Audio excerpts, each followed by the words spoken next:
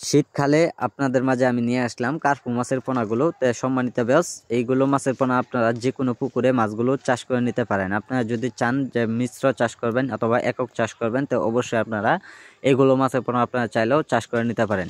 তো সম্মানিত ভিউয়ার্স, আমরা দেশের যে কোনো প্রান্তে মাছগুলো দেওয়া হয় পিস হিসাবে। আপনারা যেখান থেকে বসে আমাদের এই ভিডিওটি দেখছেন, তো অবশ্যই আপনার বসে আমাদের কাছে অর্ডার করতে পারেন। তো অর্ডার করলে মাছগুলো আমরা সেল করে থাকি। তো সম্মানিত ভিউয়ার্স, এইগুলো মাছের পোনার জন্য অতি তাড়াতাড়ি যোগাযোগ করবেন।